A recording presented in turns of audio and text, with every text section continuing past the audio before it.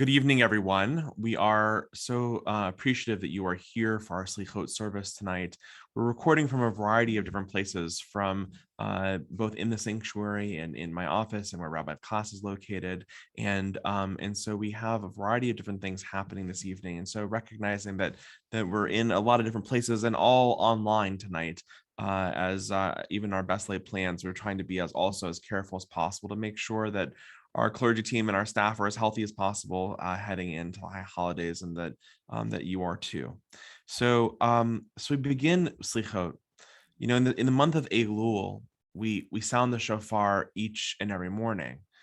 And the idea of sounding the shofar is to help us awaken our souls to the need of teshuvah, for reflection, for repentance, for the need of reconciliation in with ourselves, with the best within ourselves, but also in the relationships that we have. And now we are here at this time of Slichot, and our efforts really take on a new sense of urgency. A new sense of urgency. Our Slichot service begins with the lighting of the candles. And we'll also in the service can include the sounding of the shofar and the changing of the Torah mantles as we enter into the core element of the season of recognition of the ways in which we live, the ways in which we relate, and the work that we can do, the spiritual work we can do to really focus in on our own souls and the relationships that we have. We continue with lighting the candles.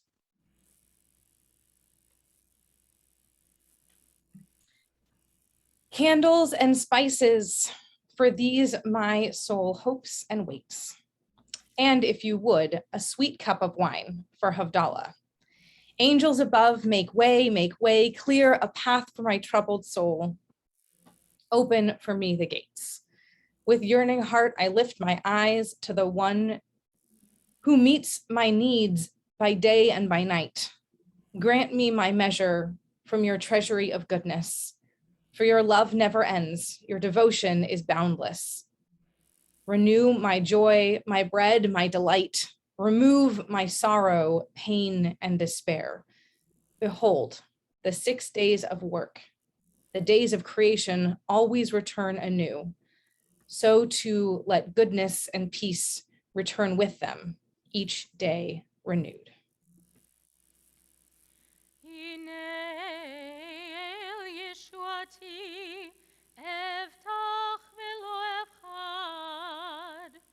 Behold, God of my deliverance, full of trust, I am not afraid.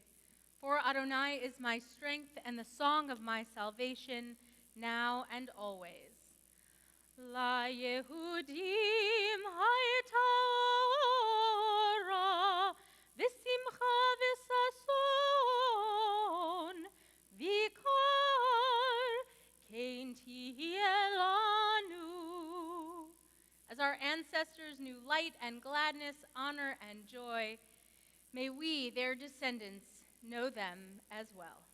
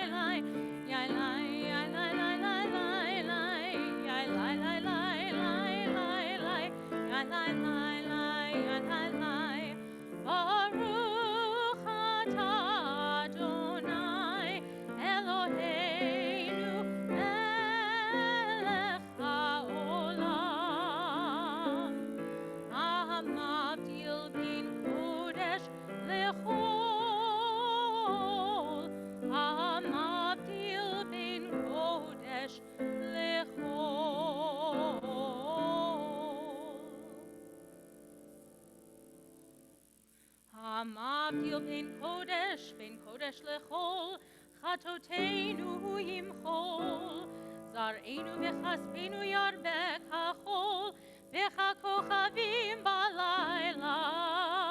Shavua tov, Shavua tov, Shavua tov, Shavua tov, Shavua tov, Shavua tov, Shavua tov, Shavua tov.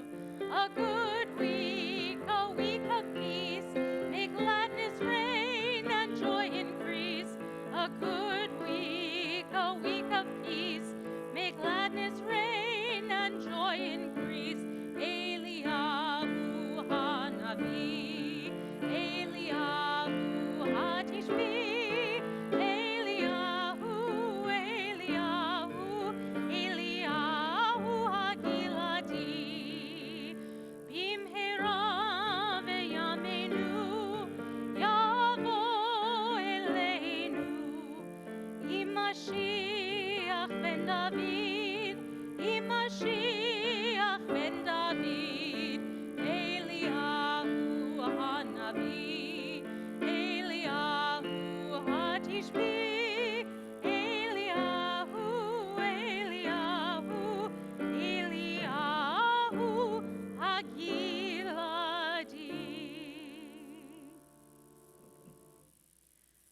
Last sliver of the moon, the waning crescent, small and slender, glowing in the east at the end of the journey. A curve of silver barely there that fades away with the dawn. Faintest light the eye can discern, like the soul within me, barely there, waning and weary as the year winds down. At the end of the journey, the old moon flickers out, and darkness awaits the new. Now, in the stillness, we can feel it being born. Remind us, the horizon will be bright again. The waxing crescent will rise, heal our hearts, gather us in from the darkness, restore the light within us.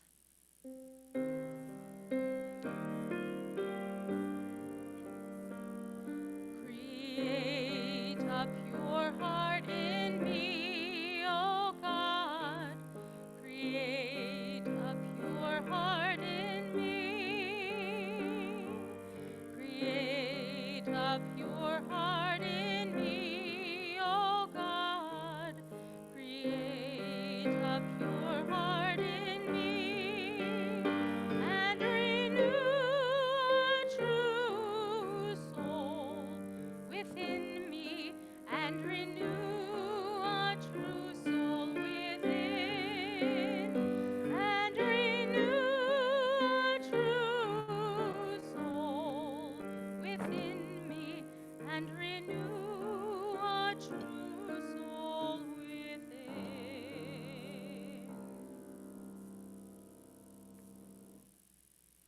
The psalmist sang, "At midnight rise to give thanks and praise." And so we come to this hour of slichot, under the canopy of night, to celebrate goodness, to proclaim what is right and true, to praise, to thank, to bless the great giver who gives and renews our lives.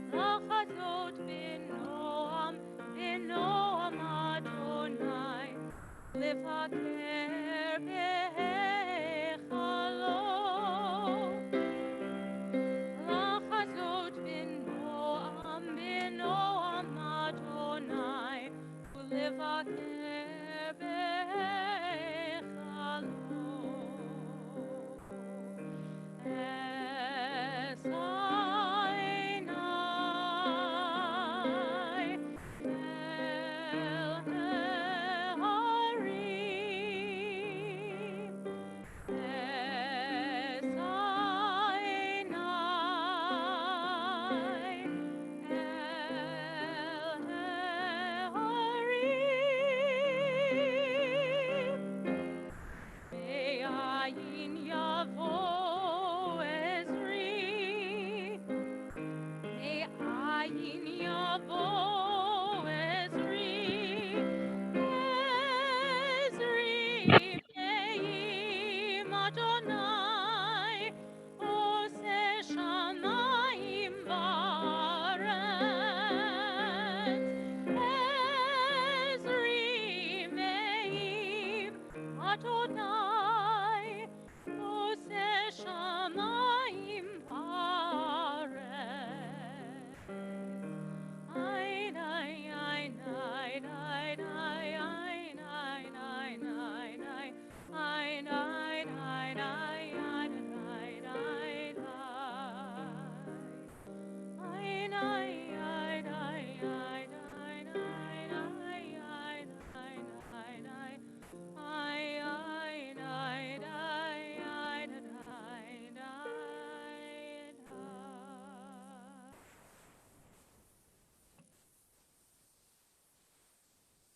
we take the first of a few moments for silent prayer and reflection this evening.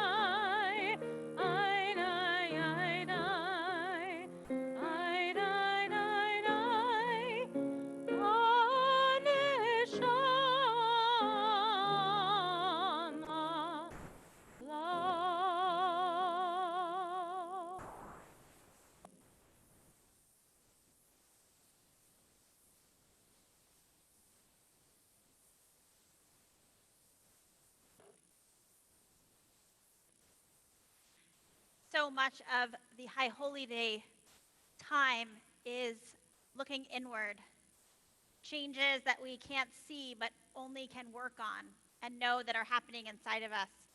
But an outer change is what we do with our Torah scrolls. We change them from colorful and joyful covers to the white Torah covers that remind us of purity and holiness. So tonight, as the Torah covers go from dark to white, so may our motives and our actions change from greed to generosity, from selfishness to compassion, from fear to faith, and from indifference to righteousness.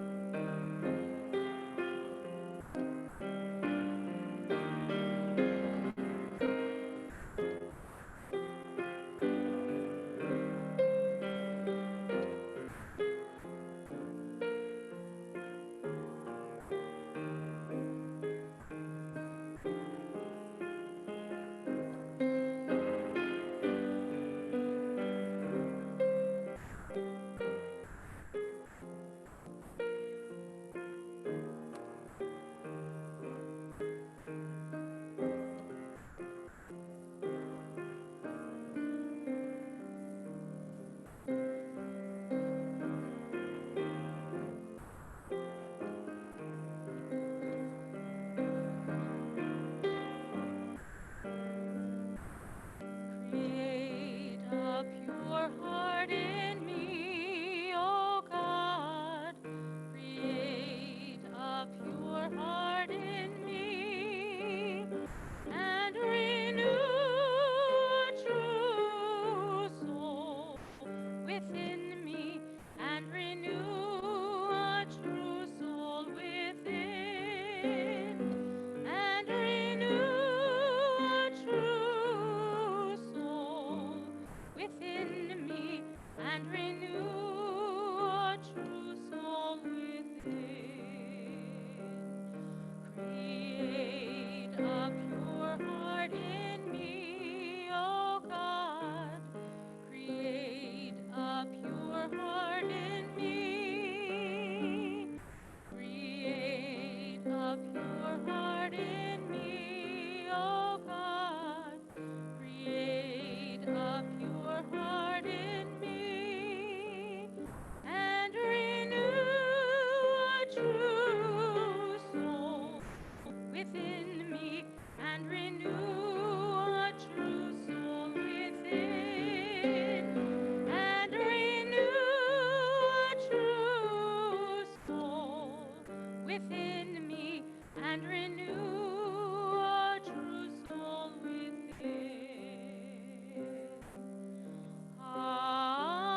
Ashivenu Adonai elecha v'nashuva v'nashuva Kadesh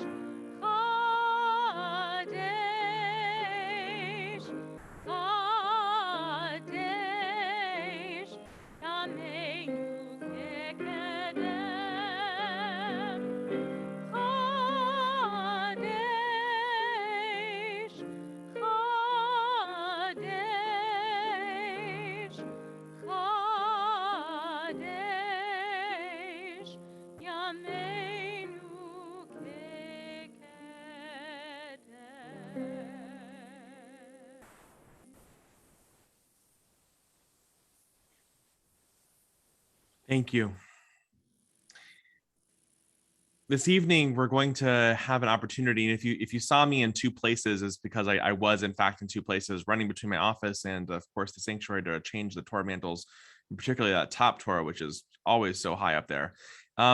So this evening, we're going to have an opportunity to do a tech study and a learning. And I'm going to ask that the slides come back up. So we're going to do the next slide, and have an opportunity to sort of do some learning around these high holidays. So, a lot of people I've been talking to lots of different people who have shared with me. They said, people have said to me, boy, it feels as though compassion is running thin right now. That sort of chesed, the sort of love and compassion that we have for one another, is just running a little thin, and that we've seen people not necessarily have it for others and are frustrated and angry and challenged. And I think this moment where we find ourselves reemerging back into the pandemic in ways that we had really hoped and anticipated with the greatest amount of optimism to not be there, we find ourselves there. But yet we have to sort of recognize that the sort of ways in which we choose to live our lives.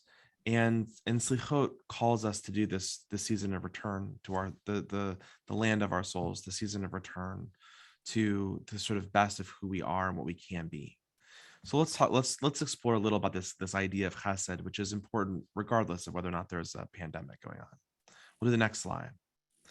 Rabbi Jonathan Sachs says chesed usually translates as kindness, but in fact, meaning covenantal love. Like chesed is the loyalty I owe to those who are members of my family. And a covenantal society is one in which all citizens form a single extended family as the children of one God. Much of the Bible's welfare legislation, especially those provisions which concerning rescuing someone from servitude, is introduced by such phrases as if your brother becomes poor, right? In other words, if your brother becomes poor, then what is your social contract? What is the concern that we have with those who might be in need? We'll go to the next slide.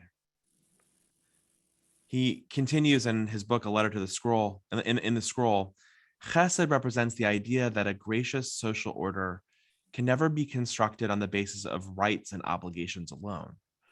There are times when we must go beyond the letter of the law, beyond the requirement of equity and reciprocity. Chesed is the personal, unquantifiable, I-thou dimension of society, the compassion of humanity that can never be formalized as law, but instead belongs to the quality of relationships, to the idea that the poor, the widow, the orphan, and the stranger are my brothers and my sisters. Chesed. How do we have chesed in this moment in our own lives towards the people that we love, compassion towards people we love, but chesed also towards those who are different than us, and people we may actually fundamentally disagree with? How do we have chesed?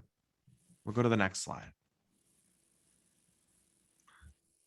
So we're going to read a couple stories. And as we read these stories, right, I want you to sort of think about who the hero of the story is, right? What did the agent of chesed hope to achieve by the act of the compassion and the kindness that was performed?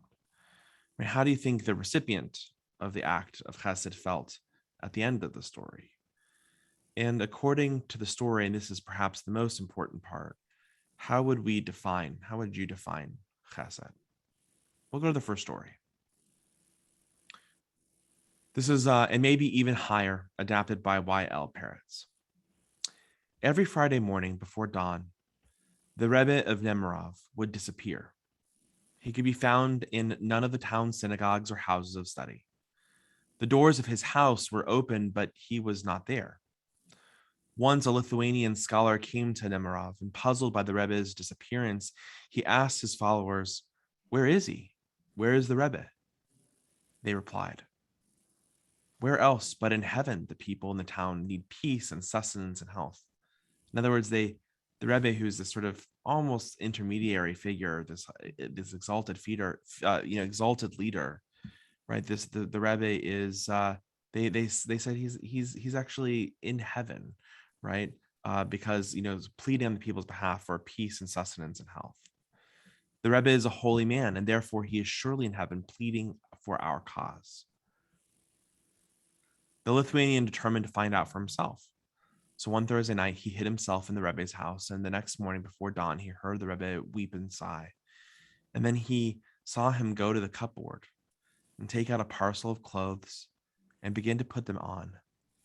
They were the clothes not of a holy man, but of a peasant. The Rebbe really reached into a drawer, pulled out an axe, and went into the still dark night. And stealthily, the Lithuanian followed him as he walked through the town and beyond into the forest. There, the Rebbe began chopping down a tree, hewing it into logs and splitting it into firewood. These he gathered into a bundle and walked back into the town. In one of the back streets, he stopped outside a run-down cottage and knocked on the door.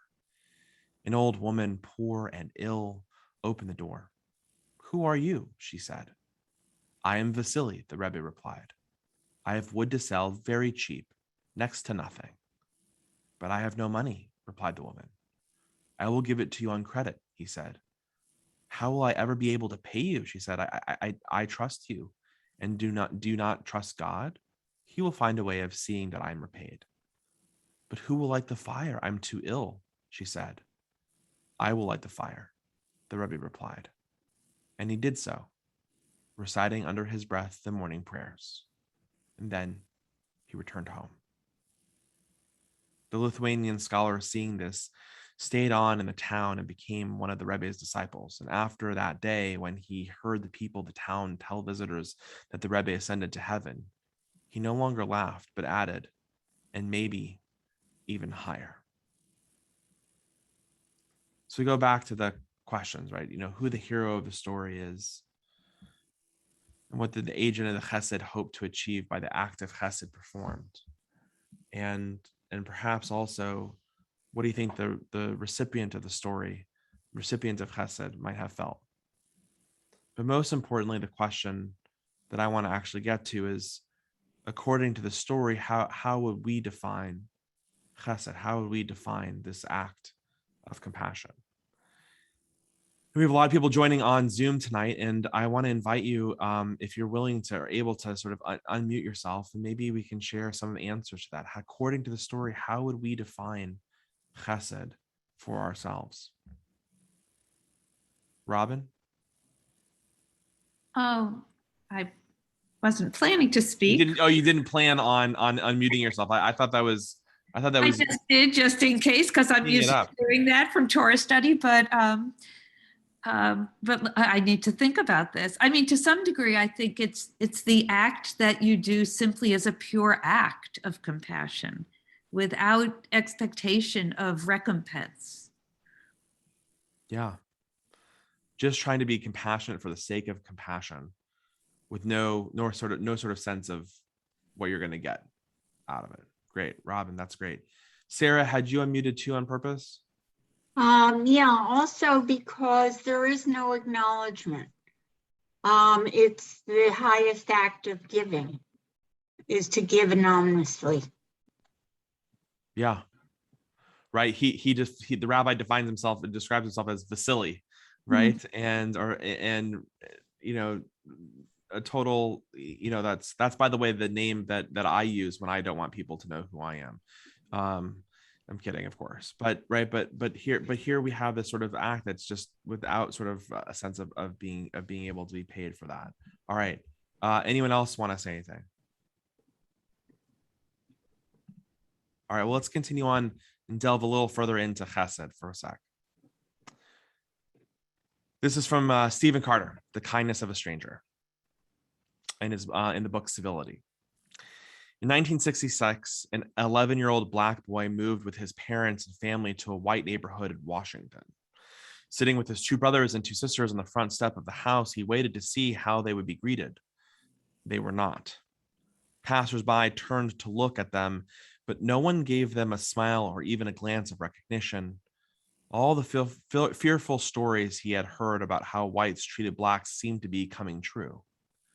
Years later, writing about those first days in their new home, he says, I knew we were not welcome here. I knew we would not be liked here. I knew we would have no friends here. I knew we should not have moved here. And as he was thinking those thoughts, a white woman coming home from work passed by the other side of the road. And she turned to the children and with a broad smile said, "Welcome." Disappearing into the house, she emerged minutes later with a tray laden with drinks and with cream cheese and jelly sandwiches, which she brought over to the children, making them feel at home. That moment, the young man later wrote, changed his life. It gave him a sense of belonging where there was none before. It made him realize that a time when race relations in the United States were still fraught, that a Black family could feel at home in a white area, and that there could be relationships that were colorblind. Over the years, he learned to admire such much about the woman across the street, but it was that first spontaneous act of greeting that became for him a definitive memory. It broke down a wall of separation and turned strangers into friends. The young man, Stephen Carter, is now a law professor at Yale, and he eventually wrote a book about what he learned that day. It was called Civility. The name of the woman, he tells us, was Sarah Kastenbaum, and she died all too young. He adds that it was no coincidence that she was a religious Jew. In the Jewish tradition, he notes such civility is called chesed, the doing acts of kindness, which is in turn derived from the understanding that human beings are made in the image of God. He adds civility itself may be seen as part of chesed. It does indeed require kindness towards others and our fellow citizens, including ones who are strangers, and even when it is hard. And so, as we sort of talk about this year ahead of us, questions that I want you to think about and consider as we move forward in the rest of the service. But how do we continue to find chesed? And perhaps even more importantly, think of your own chesed story, or maybe the ways in which you're greeting others with kindness, giving people the benefit of intent, the ways in which you, as frustrated as we might all be about the situation we're in, how do we still try to meet people with a sense of I thou-ness, of recognizing that each person is created in the image of God, and we can elevate and treat others with a sense of respect and love and kindness. And what we can do this year to bring more kindness to the world. And while I say that, what I want to clarify is that I actually don't think that kindness is just something we can bring to the world, but rather we start with ourselves and how we're kind to ourselves, how we're kind to our neighbors, how we're kind to people in our community, and that if we start with ourselves and with the people around us, we will have an ability to transform and shape the world ahead, bringing more chesed, more kindness to the world. As we say, Shavua Tov, may this be a good week. May this be a week of opportunity. And we're going to take, and I'm going to ask Rabbi Klass to put the slides up with the questions in a second. And we're just going to take a moment of silence to reflect on these questions.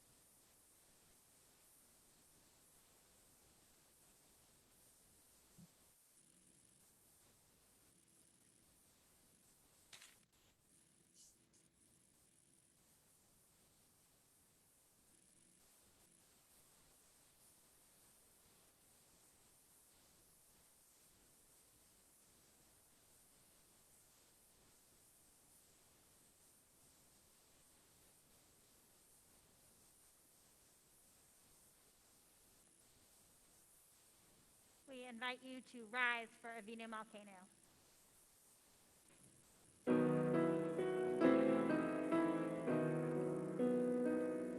Avinu Malkeinu, Avinu Malkeinu, Avinu Malkeinu, Choneinu Baneinu, Ki ein banu masim, Aseh imanu. Tzedaka v'chesed, aseh imanu. Tzedaka v'chesed, v'hoshienu. Aseh imanu. Tzedaka v'chesed, aseh imanu. Tzedaka v'chesed, v'hoshienu.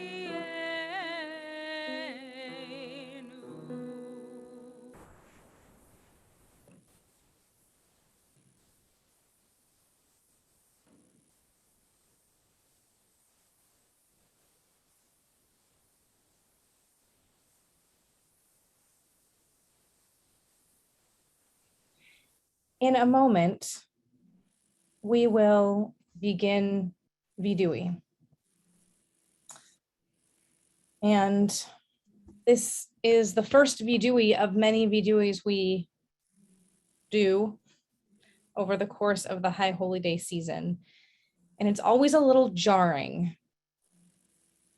to get to this point in the service, at least for me, because I'm still kind of arriving in the High Holy Days. And perhaps the hardest part of arriving in the High Holy Days is arriving at this place of confession, of being open enough to admit all of the ways in which I and we have missed the mark, have made mistakes. And yet here we are. And so I invite you to take a deep breath with me.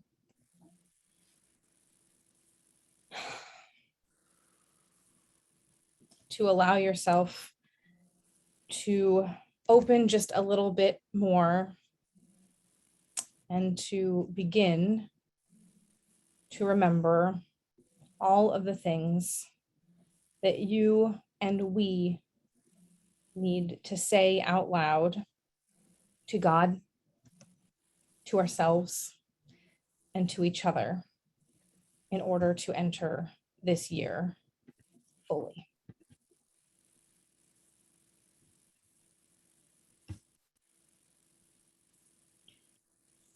God of forgiveness, you examine the heart, reveal its depth, speak what is right.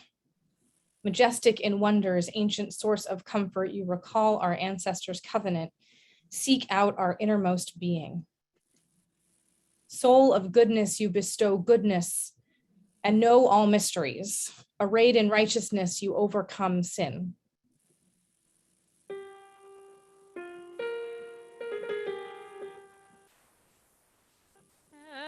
Eloheinu, Elohei Aboteinu v'Imotenu, Avo lefanecha,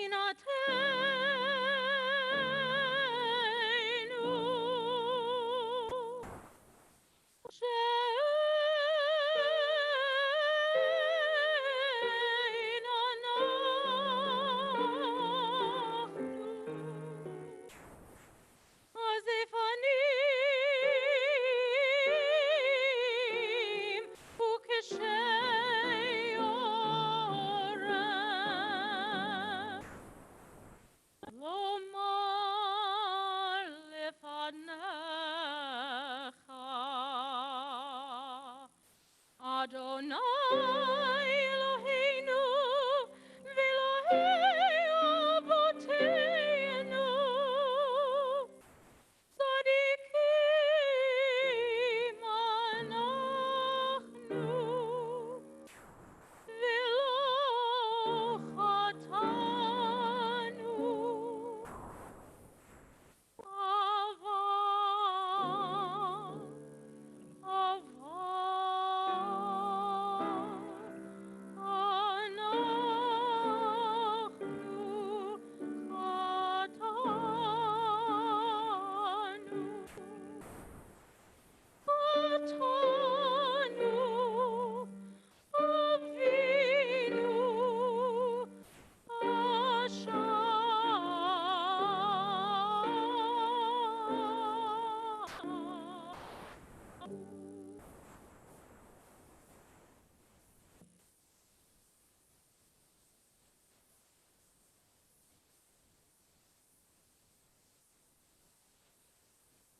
Please join with me. We abused and abandoned. We acted without thinking. We blamed others when we failed. We boasted and belittled. We coveted and corrupted.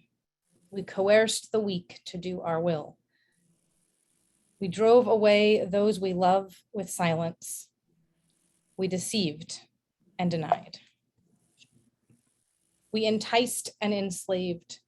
We exalted money and material goods. We fouled air, sea, and land. We flattered and falsified. We gravitated to those who gossip. We gave up our ideals, gave in to our impulses. We hated and humiliated. We held grudges and refused to forgive. We ignored and idolized. We insisted that we were right. We judged others rashly and wrongly. We were jealous and unjust. We killed. We were knowingly unkind. We kept to ourselves in the face of need. We lacked commitment to causes we espoused. We were lazy and we lied. We missed the mark and minimized our mistakes. We mocked what we did not understand. We neglected those who depend on us. We were negative and narcissistic. We overreached and overreacted, too often erupting in outbursts of anger. We poisoned and polluted. We perverted truth for personal gain. We quelled the voice of conscience within us. We quit too soon and quarreled too often. We ridiculed and resented. We refused to accept help. We rationalized our failings and our flaws. We spurned the wisdom of our tradition. We squabbled and scorned. We talked too much or not enough. We traumatized our children with anger. We issued ultimatums and made ugly threats. We uttered untruths and undermined with cynicism. We were vain and vicious. We vilified foreigners and strangers. We wasted time, strength, and talent. We wallowed in self-pity, wished but did not act. We exploited and expropriated. We expected others to save the world. We yearned too much for prizes and praise and failed to share fully in the joy of Zion reborn.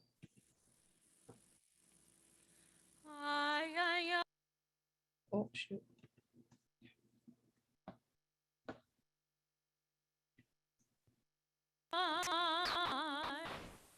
Ashamnu, Ashamnu, Bagadnu, Bagadnu, Gazalnu, Gazalnu, Dibarnu Tofi, Dibarnu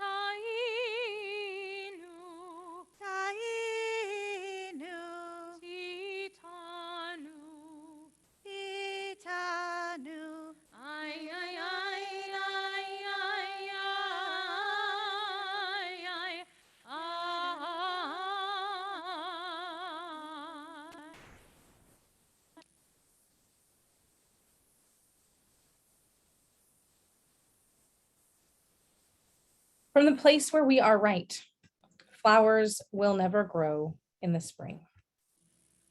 The place where we are right is hard and trampled like a yard. But loves and doubts dig up the world like a mole, a plow. And a whisper will be heard in the place where the ruined house once stood.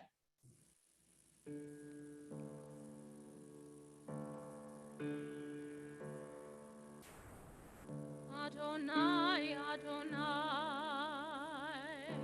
El Rachum Mechanun, El Rachum Mechanun, Erech Apayim, V'Rav Chesed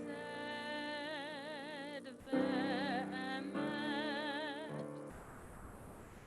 Notzer chesed la'alafim. Notzer chesed la'alafim. Nose avon v'fesha v'chata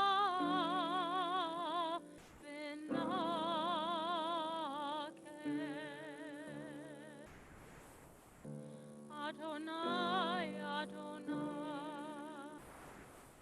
El Rachum V'Chanun.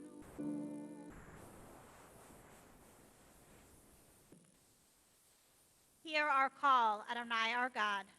Show us compassion. Accept our prayer with love and goodwill. Take us back, Adonai. Let us come back to you. Renew our days as in the past. Hear our words, Adonai. Understand our unspoken thoughts. May the speech of our mouth and our heart's quiet prayer be acceptable to you, Adonai, our rock and redeemer. Do not cast us away from your presence or cut us off from your Holy Spirit. Do not cast us away when we are old. As our strength diminishes, do not forsake us. Do not forsake us, Adonai. Be not far from us, our God. With hope, Adonai, we await you. Surely you, Adonai, our God, you will answer.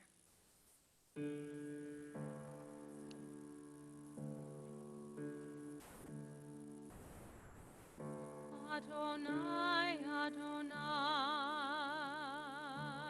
El Rachum V'Chanun,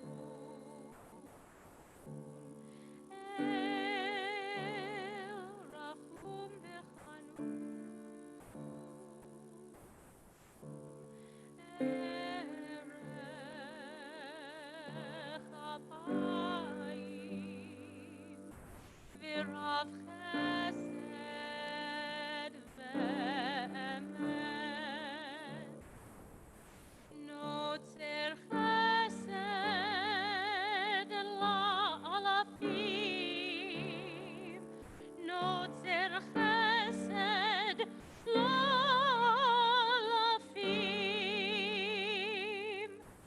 Nose avon v'fesha v'chata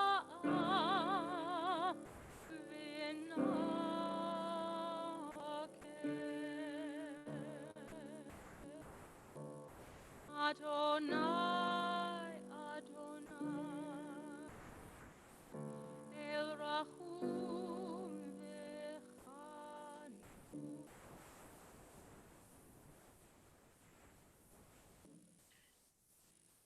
Walk with me into the woods. Leave the edge of the forest behind. Come deep into the green until the shafts of sunlight are lost. Feel the stillness of the center. Walk with me to the top of the hill. Leave the broad path behind. Up beyond where the trees grow. Hear the quiet of the heights. Walk me into this new year, into its demands, into its joys, into the clamor of its unfolding. walk alone, each of us on our own right path, with the echoes of the blasts of the shofar, with the stillness of the center, with the help of God.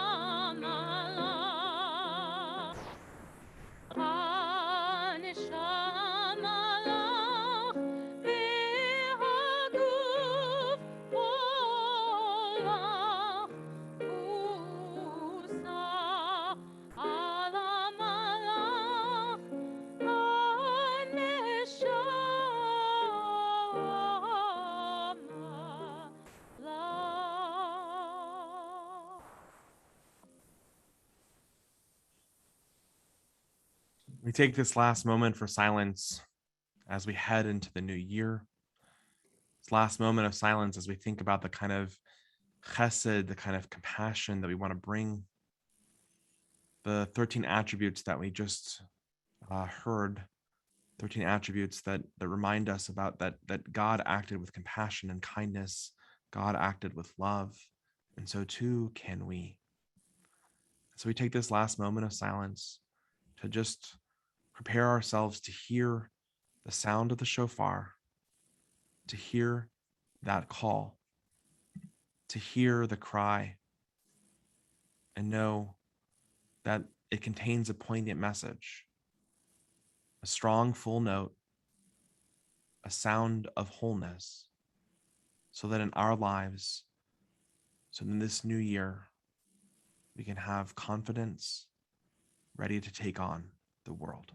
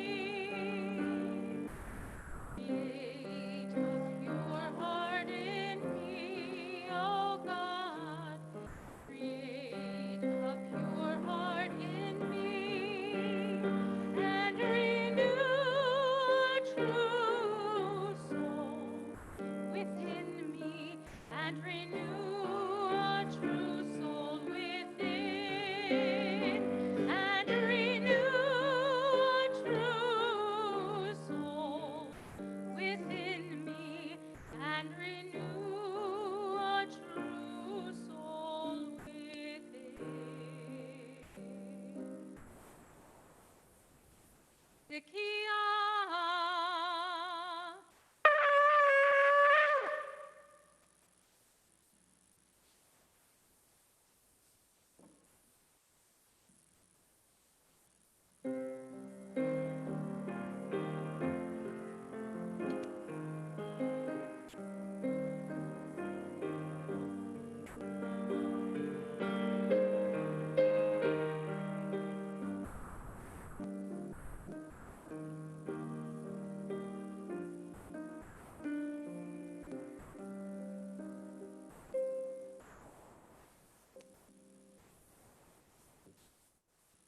Shana Tova, everyone. Not Tova. Shana Tova. Shana Tova, everyone. Shiva Tova. Not Tova, everybody. Tova.